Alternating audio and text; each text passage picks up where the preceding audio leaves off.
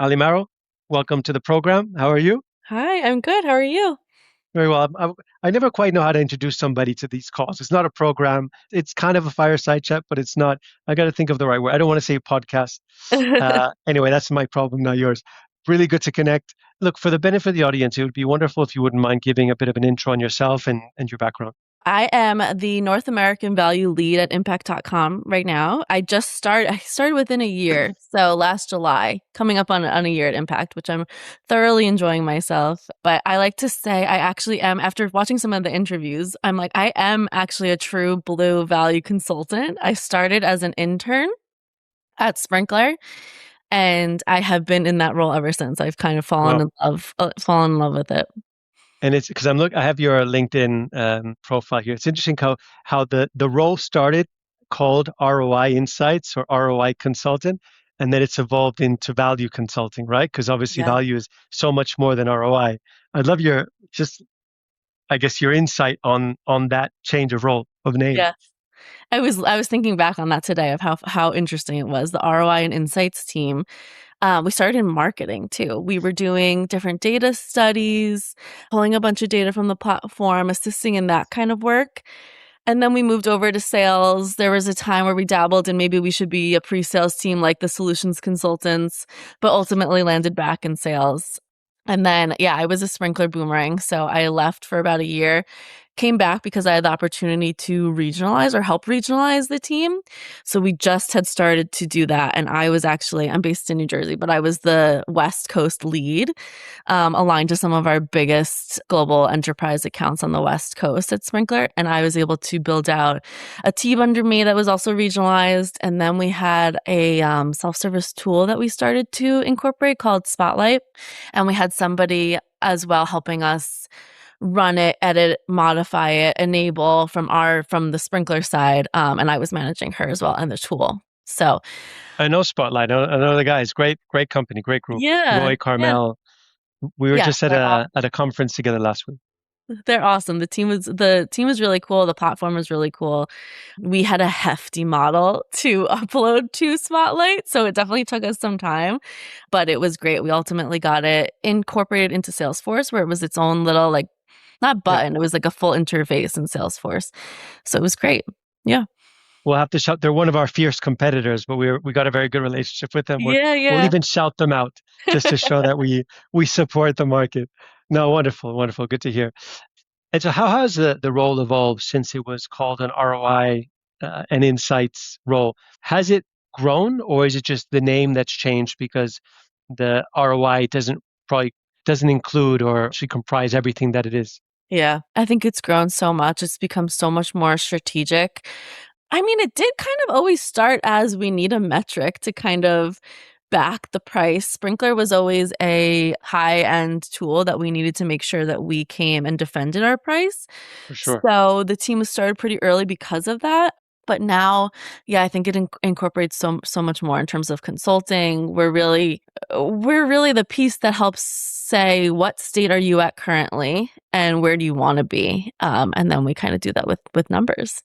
And you mentioned earlier when you were introducing yourself about how the SEs are a pre-sales function, and for a while you were kind of part of that, and then not pre-sales function. What defines if you're a pre-sales or if you're in sales? Is it a chronological thing, or is it just more of a nomenclature thing? Yeah, I think it does make sense for us to sit close to a solutions consultant team because they do a lot of the storytelling with the technology and they know the Yeah, technology. They are the first to get the new releases, the new feature updates. So we had to stay like in lockstep with them to make sure that we were then quantifying what the value of these new features and launches are.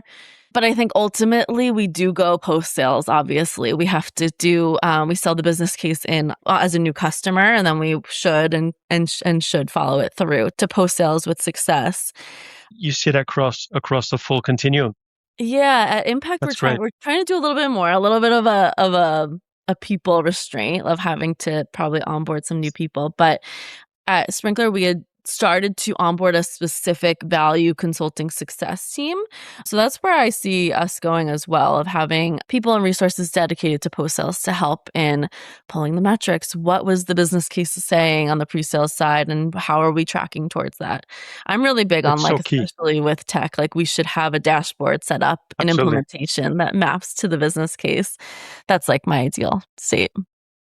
We at our company have the full continuum. I'm not pitching here, but value realization we learned early on is so crucial because a business case, Crucial. it's great, but it's hypothetical until the rubber meets the road, right? Like it's Right. all great, everything is hypothetical, but then once you start delivering your service, you need to be able to demonstrate a value impact.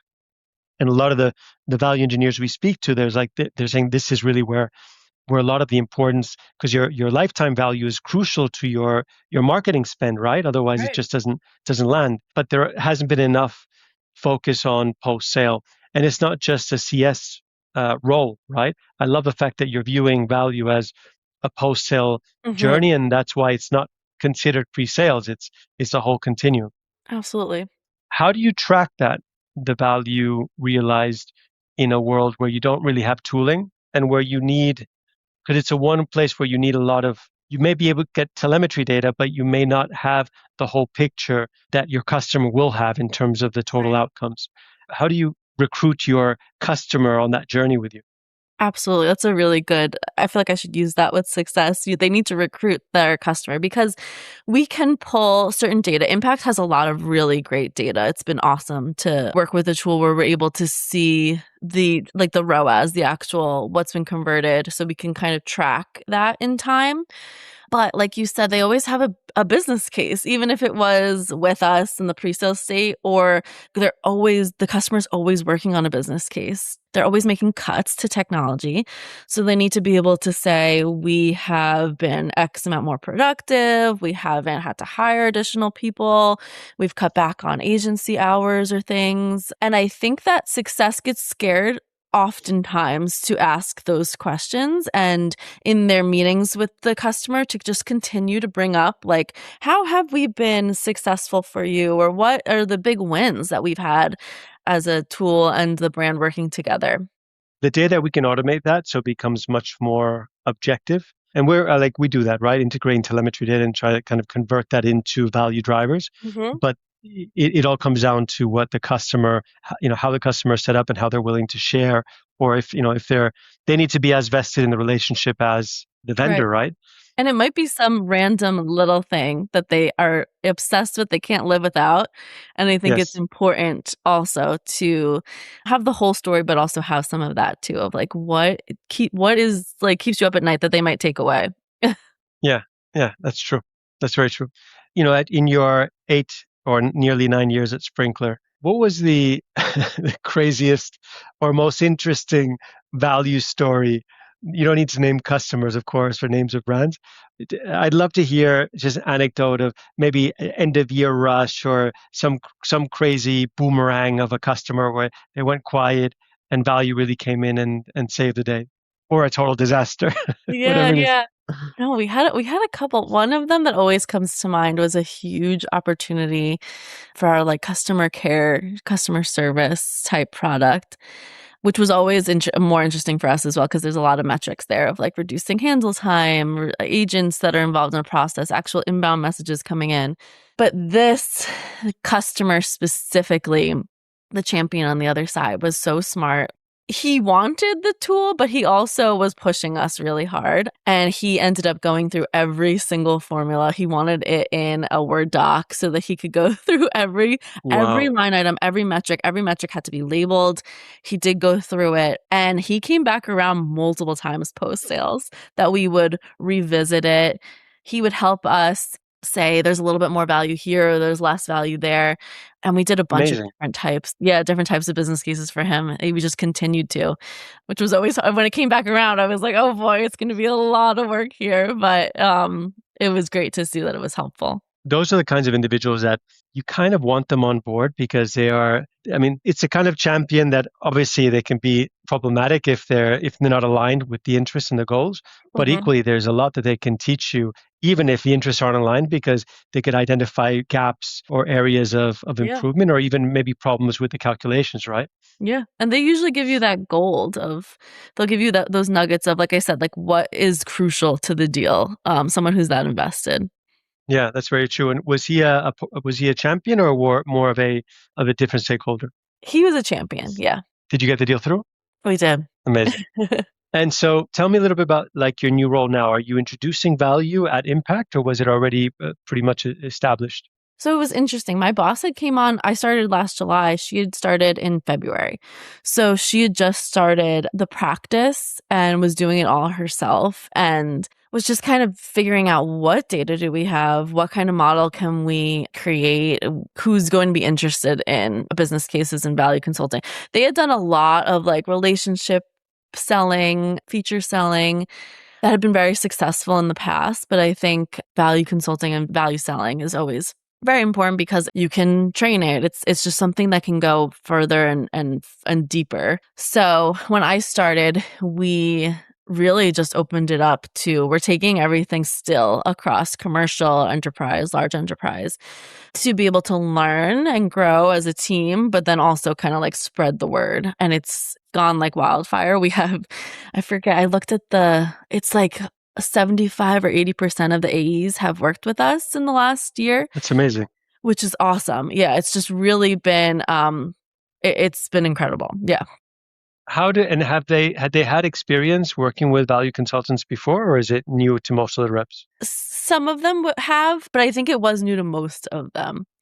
There were some ex-Sprinkler people that had come over that were like familiar with working with me and the I team. guess somebody that's new to the concept of value consulting, if they're a sales rep, what do you see as their initial perception of what your role is on the deal? I think initially and with specifically on impact, they're looking for just like metrics, industry averages, which we do have, which is awesome. But I like to show, if I'm starting with a new hire, I like to show a business case that I'm really proud of or the one that like sold recently that they can kind of put two and two together and just see what's possible from working with this type of team. And then I think once they understand what is possible, then they're more interested in collecting those metrics, following the right steps so that they can get the same kind of work, which I think is helpful. And how do you partner with them? Like when you're if it's somebody new, how do you guide them to say, look, this is my role, this is your role? What is a clear dividing line between both of the expectation of what both of your roles are on each deal? Probably like show them what has been created, talk to them how we got there, talk to them on what kind of metrics are crucial and when to bring me in. So a lot of the times, but we do work across stages. So I hesitate because we've worked with Right. a point of view, like an early development and helping create or build out that point of view with the help of like AI and Claude, it can go even deeper too in terms of like point of view development by doing like heavy research on what the brand's doing today. So then combining that with like our key use cases, like how are we going to make them successful? But I push them on. They need to understand how we're going to change their business. So whether that's from their research, if it's early stage, or if it's with conversations with a champion, I say that's how we're going to be the most successful is when you've bought in, you know, the customer has bought in, and then you can articulate that problem to me so that I can try to quantify it in the best way possible. Do you find sometimes that they put a lot of the work onto you as the person to help like building the business case? It differs. It changes. There's some that will. Yeah, there's definitely some that will. Some that won't, that come with so many notes and recordings and gong calls. And we, again, like AI and Claude is really helpful for that and sifting through their notes as well. But yeah, there's some that will look for us to show what the story, or like to paint the picture and tell the story. And I feel like that doesn't always work out the best. It just occurred to me. I feel like the sales function, specifically account exec, that role can exhibit all the best of human characteristics and all the worst of human characteristics. If you get somebody who has incredible integrity, honesty, curiosity, hard work ethic, organized, good ethics, they will blow it out of the water. Right, If you have right. the exact polar opposite of all those into in a sales, it can be, I can imagine it can be a car crash. Right, right. And then I'll be like, let's revisit this. Let's circle back. Well, I'm sure you wouldn't be at any of the companies where you work anyway. So they would only. So just going back to Sprinklr, one of those companies where I'm very familiar with them and they've had an incredible journey. A lot of the ex-BMC value people went to Sprinkler over, a period of time. Do you think that and you're familiar, I presume, with like Blade Logic, BMC, Mhm. value selling, I guess history. Do you see a lot of that culture built into Sprinkler? I do. Sprinkler always had a couple of different, we had very high type consulting that was doing digital transformation that coupled really well with, we were kind of working on like heavy calculations across multiple products and constantly working on, like I said, we had, I think I said when we were uploading to our self-service tool, we had 45 different use cases that we were uploading in. So it was just a lot. So I feel like it couples really well with then Yeah, how do we tell a good story in terms of consulting? And I feel like they're mixing together. And same with what we're doing together today at Impact. I feel like it has to be both of how do we tell the story of where you are, where you've been, where you're going with technology and our technology and that heavy calculations. I like to say it kind of goes with the point of view. And then for me, the business case is you have a point of view, you have somewhere where you're trying to go or something you're trying to achieve, but there's all this muck in the middle of yeah. either people, process, technology that's gotten in the way of achieving those goals. So, how do we then quantify that? Like, how much time has it been taking you to do things that should be automated? Just That's where you unwrap. yes, that's where the business case comes into play. I love obviously I love the concept of business case because that's my business, but it's not a document. It's actually Mhm. an entire sales process Mhm. that the whole process of a sale is building the business case for this organization for change, but Yes. for both parties because it's the if you think about it, the dynamic of a business case, it's collaborative in nature if done right, right? Your role is obviously to partner with your champion to help build that business case for them so that they can go in and sell it internally to their stakeholders. That Mhm. that room we're never in, right? Right. Which Right. is crucial. But that dynamic, it's kind of like game theory at its best because you're basically trying to optimize value for both parties in a scenario where it shouldn't be considered a zero sum game. You're two organizations trying to build a partnership together. Right. And I feel like a lot of companies don't really understand that. They don't Right. really get the that it's a process. And so you can get a lot of some of the smaller companies will think, yeah, I can build a business case in ChatGPT or Claude or build a little lovable app, Yeah. but they miss out the fact that it's the process, it's not the tool itself, right? Right. How have you seen AI, the best bits and the worst bits, get in the way or support your role in value? We have been using it a lot lately. Obviously, everyone has to. Sure. Everyone has to get familiar. I was definitely hesitant in the beginning because I am one of those business value. I need to know every single metric and every single thing that's gone into it, and the research of like doing the research around the brand. But I have been using it to, like I said, digest the what's going on with the brand, give me a summary of maybe their last 3 to 5 years, understand what the AE's been doing in their gong calls, read through some of those. I mean, I've sat on and listened to hour-long gong calls, just to get a Yeah. gist of where they're going. But On and, one and on 1.5 speed though. You got to get through right, them quick. right, always most efficient. But we're using it as well to say, okay, what's a model? My boss loves to say, how can it just basic, how can impact help this brand? To get a perspective there. We're also launching new tools and things to get to get a perspective on our new tools. Like we have like a Amazon seller tool as well. But I find that you still have to go through Yeah. everything with a fine tooth comb. You have to check them. If anything looks off, any metric, there's been multiple times recently, give me the source for this metric. Oh, you're right. You caught me. It doesn't exist. I made this up. That's nuts. So, yeah, it's actually been interesting where we've been Yeah. thinking of hiring an intern for the summer to Just do for the review. validation. Um, Wow.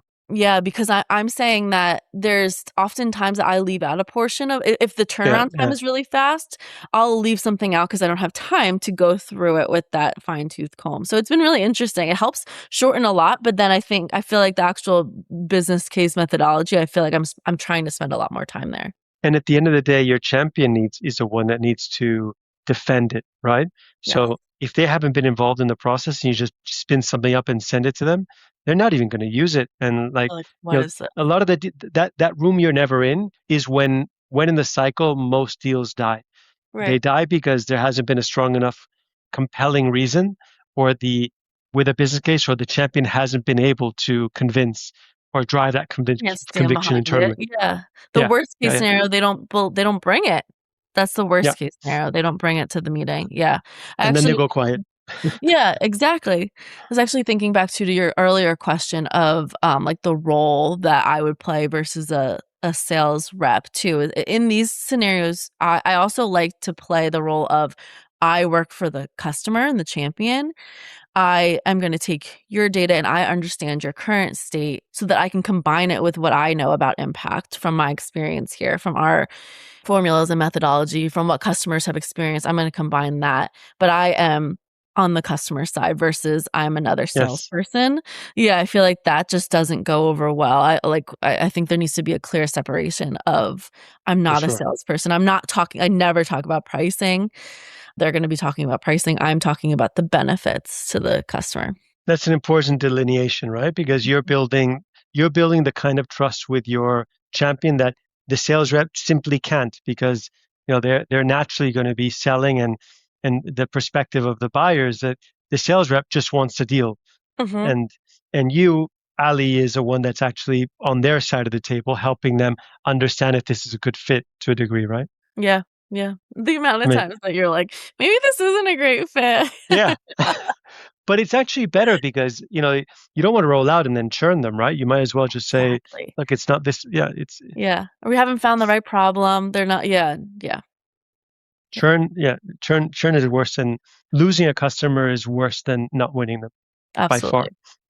Absolutely. Well, speaking about account execs, it leads me, it's a nice segue to the relatively uncomfortable questions of the session, which is, who is the best account exec you've ever worked with? I've worked with a ton. They're all incredible. Off the top of my head, some powerhouse women, Dre Kernoodle, Millie Gooley, they're awesome. Where Um, did you work with them? at Sprinkler. Nice. Yeah, I've worked with a ton of great sales reps. I'm sure they'll love to hear it when we put it on LinkedIn. And on the value engineering side, who is or are some of the best that you've worked with? Yeah. I have had amazing bosses that have like I said, I started in this I started my career, so I had to learn a lot. So, Nicolette Osborne's who I started with at Sprinkler as an intern, and then Kate Hubbard is where I feel like I just really grew when we started Nice. regionalizing. She is has such a brain for this. I say that she has that art and economics combination of yeah, I always say that about Kate. And then my Art and manager now economics. yeah, yeah, like, Mm, you need to have a good, totally. beautiful way of showing the value as well as, actually Absolutely. quantifying the value, yeah. And then my manager now, Tracy Bales, is, again, incredible, has just taught me to think of things differently, is pushing me towards learning about AI and getting in there, which has been just incredible as well. Wonderful. Thank you, Ali. This was really, really great conversation. Yeah, this is awesome. Thank you so much for doing this. It's a pleasure.